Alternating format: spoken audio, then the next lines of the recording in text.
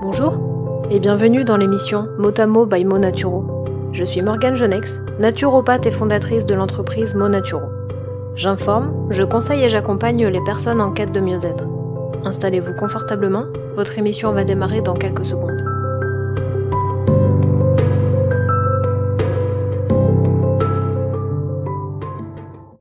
Bonjour à toutes et à tous.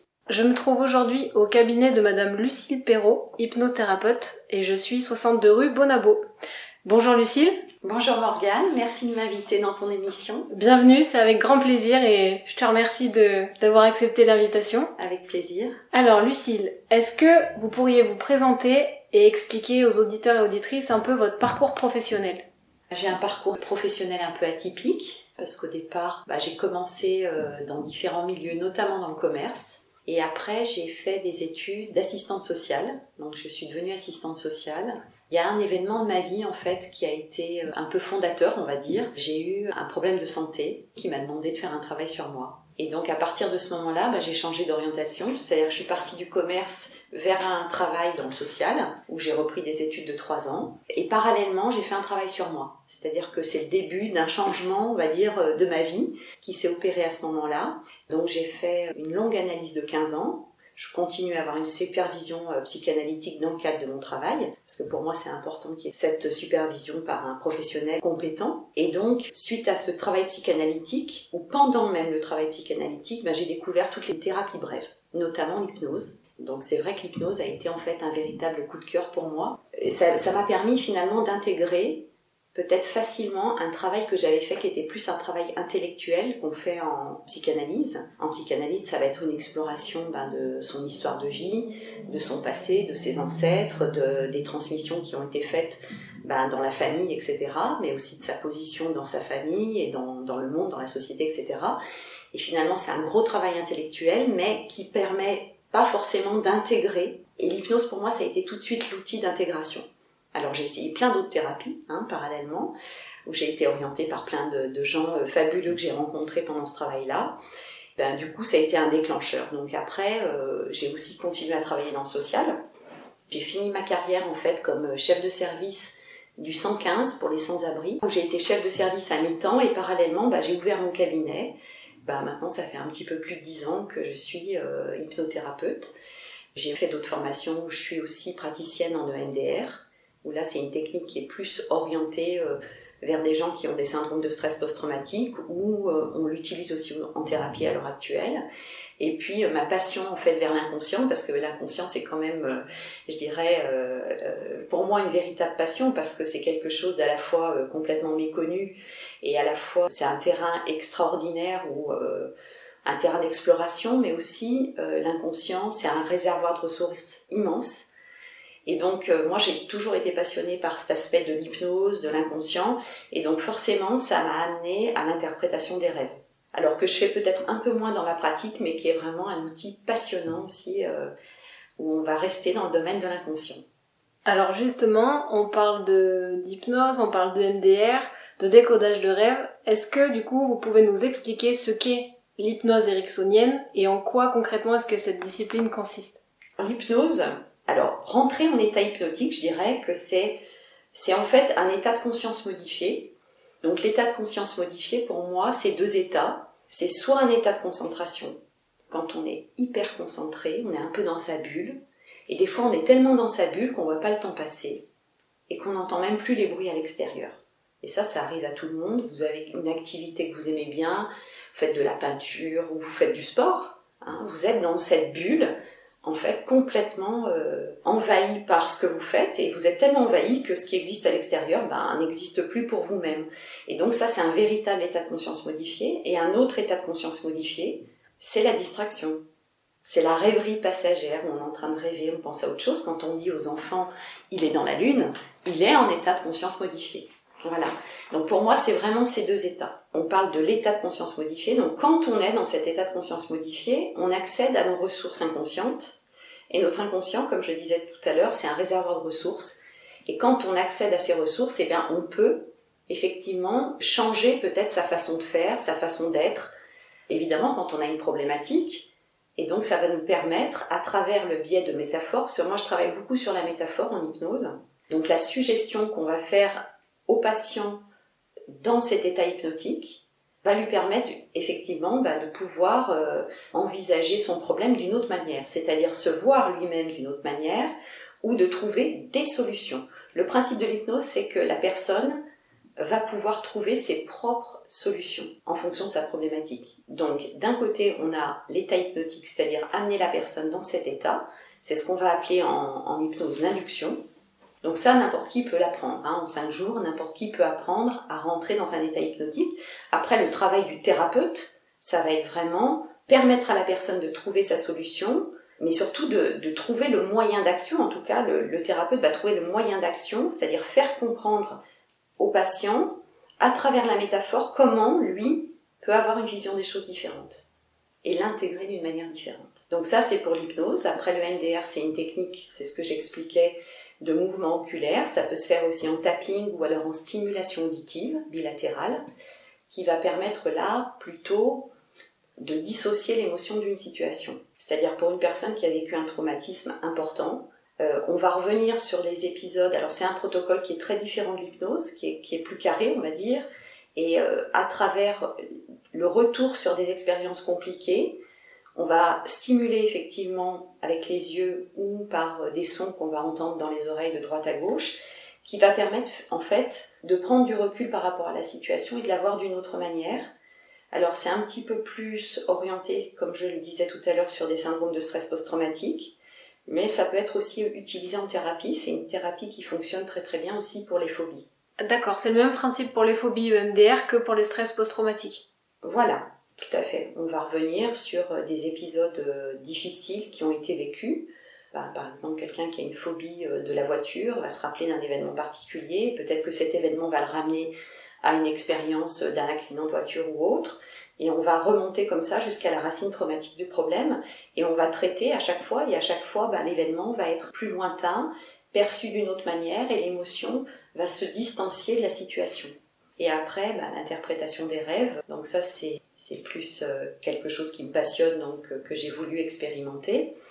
Alors moi, j'ai toujours beaucoup rêvé. Depuis petite, je notais aussi beaucoup mes rêves quand j'étais petite. Et je me suis toujours intéressée. Après les séances d'hypnose, il faut savoir, ou une séance de MDR, on fait des rêves.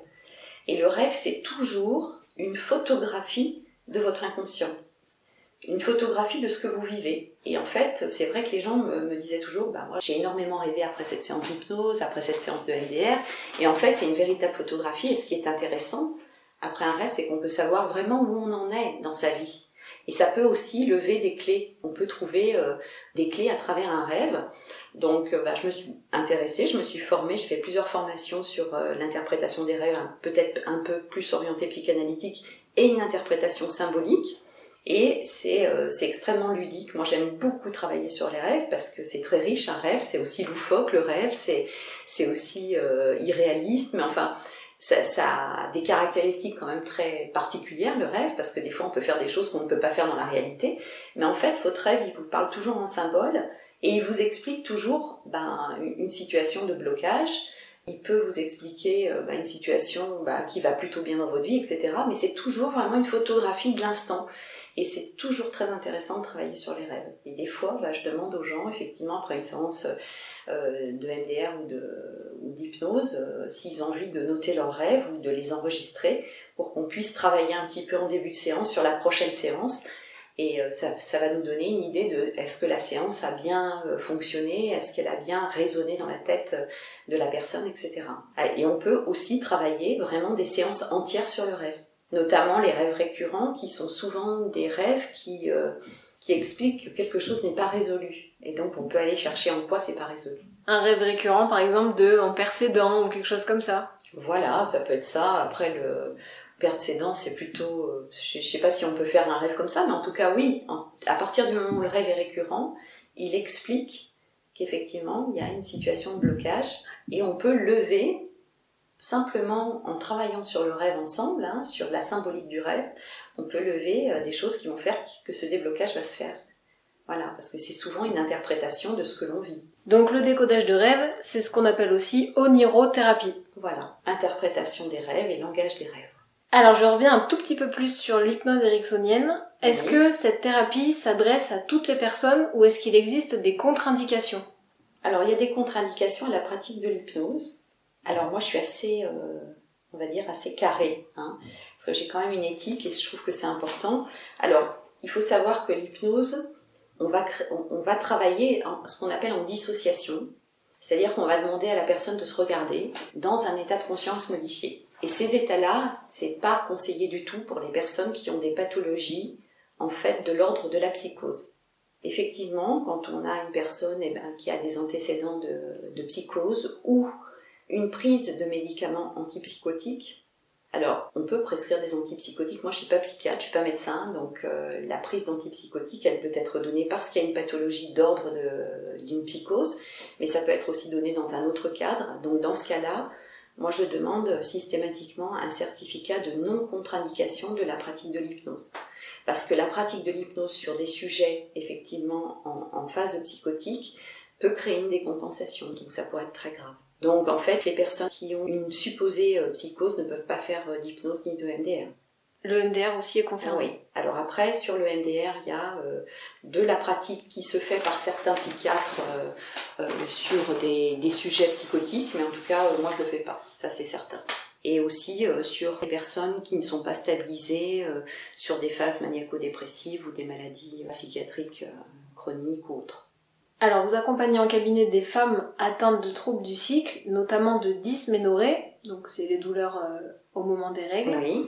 Et d'endométriose. Oui. En quoi est-ce que l'hypnose ericksonienne s'avère bénéfique pour ce type de problématique? Alors, pour les douleurs de règles, alors ce qui est intéressant, c'est que ça peut avoir plein de causes finalement. Les douleurs de règles, ça peut être effectivement la répétition de la douleur qui fait que vous l'enregistrez beaucoup plus. Donc là, effectivement, l'hypnose va pouvoir atténuer tout ça parce qu'en fait, le cerveau, quand il est confronté à des douleurs très fortes, des fois, il les enregistre parce que comme c'est douloureux, voilà, il y a un mode de défense qui va se mettre en place.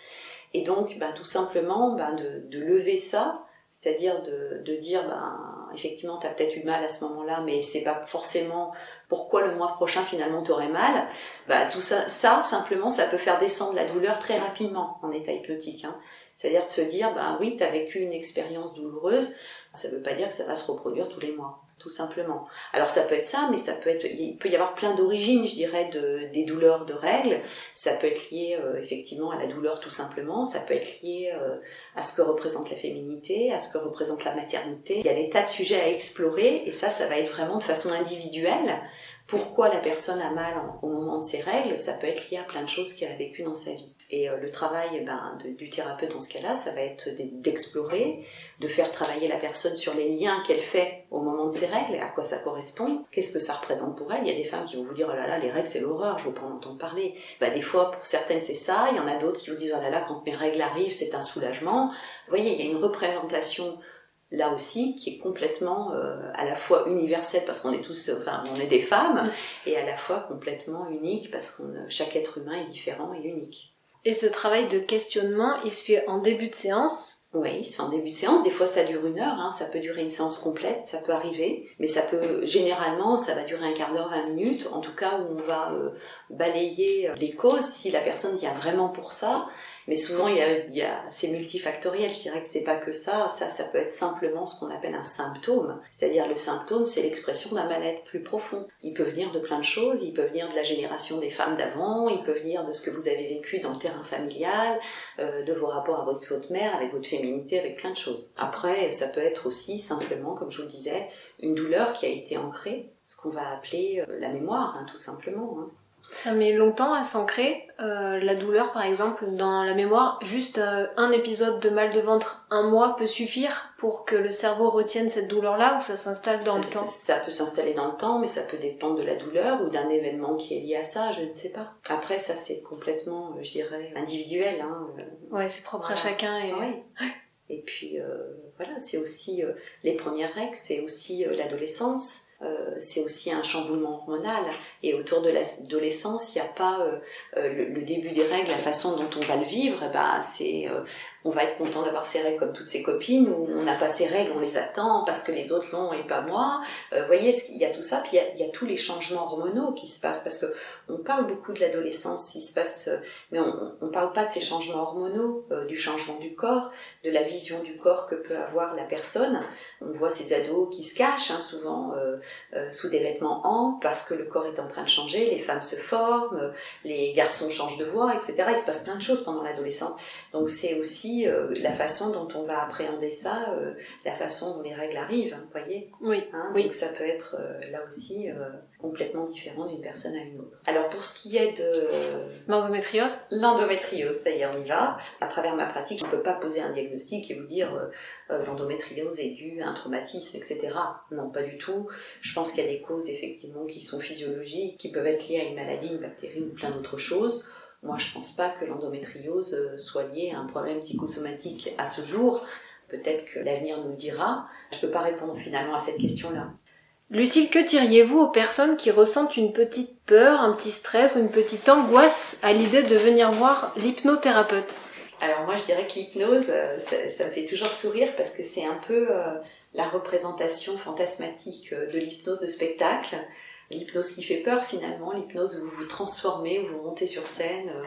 Alors, je vous rassure tout de suite, ça c'est de l'hypnose qu'on n'utilise pas en thérapie. C'est ce qu'on appelle de l'hypnose directe. C'est aussi l'hypnose qu'avait pratiqué Charcot à la Salpêtrière avec Freud d'ailleurs. Freud avait même voulu faire sa thèse sur l'hypnose, mais évidemment c'était très compliqué de théoriser l'hypnose. Donc il a préféré théoriser l'inconscient. Donc ça, c'est intéressant de savoir que cette hypnose, elle n'a pas été utilisée, elle a été arrêtée par Charcot, parce qu'en fait, elle déplaçait le symptôme. Parce que quand sous hypnose, vous imposez à quelqu'un de faire quelque chose, le symptôme, il est toujours là et il va se déplacer sur autre chose. Donc ça a été tout de suite arrêté. Après, on a quelqu'un dans les années 60 qui s'appelle Milton Erickson, qui lui va s'intéresser à l'hypnose. Milton, c'est un enfant malade, en fait, qui a la poliomyélite, et qui va souffrir de douleurs, et je crois qu'il est même condamné en fait, presque à mourir tellement il est malade, et lui il va créer sa propre méthode, et il a une résilience énorme puisqu'il va devenir psychiatre, et il va développer cette méthode qu'on appelle l'hypnose ericksonienne. Et là, l'hypnose ericksonienne, elle est complètement différente, elle est basée sur le langage, et sur un langage qui reste complètement flou, et qui est complètement écologique, c'est-à-dire qu'en aucun cas on vous impose de faire quelque chose, mais justement, on va vous suggérer des choses pour que vous puissiez faire ce qui est bon pour vous, parce qu'il part du principe que l'inconscient fait toujours ce qu'il y a de meilleur en fait pour la personne. Et donc l'hypnose qu'on utilise en thérapie, c'est essentiellement l'hypnose ericksonienne, donc c'est une hypnose hyper écologique. On ne s'endort pas et on reste bien conscient, enfin on reste conscient. On est là sans être là, mais on ne s'endort pas en tout cas, et on garde la maîtrise. Moi c'est ce que je dis aux gens qui ont peur, je dis non, vous allez garder complètement la maîtrise, même si on est dans un état, des fois où on a l'impression qu'on ne peut pas bouger, on est là et pas là, mais on reste tout à fait présent. C'est pas une hypnose où vous vous endormez et où vous vous réveillez après, pas du tout. L'hypnose ça reste quand même actif. Donc la personne est consciente, et à la fin de la séance, quand elle revient pleinement en conscience avec vous dans la pièce, elle est capable de raconter ce qui s'est dit, ce qui s'est passé, elle se rappelle de tout. Parfois pas. D'accord. Ça arrive aussi que certaines personnes ne se rappellent pas, ou ont pu imaginer, par exemple, des personnes qui disent « mais vous m'avez dit ça », mais pas du tout. En fait, c'est l'expression de l'inconscient. Quel message a compris l'inconscient à travers un langage flou ? Moi, par exemple, en hypnose, si je vous dis « vous êtes dans une forêt », et je ne vais pas aller plus loin dans la forêt, c'est-à-dire que je ne vais pas vous détailler comment sont les arbres. C'est-à-dire que vous êtes dans une forêt, et là, votre inconscient, à travers votre expérience personnelle, c'est-à-dire à travers les images de forêt que vous avez, et peut-être que vous avez vécu dans un pays tropical et que vous avez une image de la forêt équatoriale avec voilà, et c'est pas du tout la forêt que moi j'imagine. Et le langage va être suffisamment flou pour que vous puissiez voir justement une forêt qui vous ressemble. Votre inconscient va vous emmener vers ça. Et il y a des fois, effectivement, des gens qui me disent « vous m'avez dit ça ?» Non, vous l'avez perçu de cette façon-là. Mais c'est l'image de la forêt. Je vous dis de regarder un arbre. Moi, l'arbre que je vois tout de suite, c'est un baobab, et peut-être que vous, c'est un chêne, un bouleau, un saule, je ne sais pas. Mais voilà, c'est ça le principe de l'hypnose ericksonienne. C'est un langage flou qui va permettre à la personne, à travers sa base de données, d'imagerie, d'expériences vécues, de voir les choses d'une certaine manière. La sémantique est particulière. Et est-ce que les résultats sont immédiats ou plusieurs séances sont nécessaires? Ça va dépendre des gens. Il y a des gens aussi, je pense que quand on est prêt, on peut aller beaucoup plus vite. Ça va aussi dépendre peut-être pour certains, si vous venez et que vous n'avez pas fait de travail sur vous auparavant, ou si vous savez pas, il y a des gens par exemple qui vont vous dire à chaque fois que je m'engueule, j'ai mal au ventre. On sait déjà qu'à chaque fois qu'il y a un conflit, il y a un symptôme qui apparaît. Donc là, on va aller peut-être plus vite que si la personne n'a pas identifié pourquoi elle a le symptôme. Ou le symptôme, il se déclenche en fonction de quoi. Si vous avez compris en fonction de quoi il se déclenchait ce symptôme, ou si vous faites des liens en disant je me suis rendu compte que mes migraines elles se déclenchent à tel moment parce que j'ai trop de travail par exemple, peut-être qu'on va aller plus vite justement pour désamorcer le problème. Alors moi je dis généralement déjà en 3 séances d'hypnose on a bien dégrossi le problème. On peut aller vite. Après, c'est une question d'expérience et de pratique. Donc moi, ça fait quand même plus de 10 ans que je fais ce travail où je fais de l'hypnose vraiment tous les jours. Et effectivement, il y a aussi l'expérience qui fait qu'on va peut-être un petit peu plus vite aussi. On peut peut-être identifier les choses plus rapidement. Mais moi je vais rarement au-delà de 3 séances. Après, quand on va au-delà de 3 séances, c'est plus sur un travail plus profond. Mais une séance peut être magique en EMDR. Sur des problématiques de phobie, ça peut être aussi suffisant. J'ai pas la réponse pour l'autre, c'est pas moi qui me soigne, c'est ce que je dis aux gens, je dis si vous venez, j'ai pas de baguette magique, je dis toujours ça. J'ai pas de baguette magique, c'est vous qui avez la baguette magique. Si vous avez décidé déjà de vous libérer de ce problème, vous allez vous en libérer. Alors pour certains, c'est plus long que d'autres, c'est comme l'apprentissage. Peut-être que vous allez plus apprendre plus facilement l'anglais que l'espagnol, etc. Donc chacun a son rythme et son temps, et il faut le respecter. Des fois, pour certaines personnes, c'est plus long, et puis d'un seul coup, le déblocage se fait, et pour d'autres, c'est plus rapide. Merci beaucoup, Lucille. Merci à vous, Morgane. C'était un super moment, et on aurait pu papoter encore pendant des heures. Ça, c'est sûr. Merci. Merci, à très bientôt. Au plaisir, merci.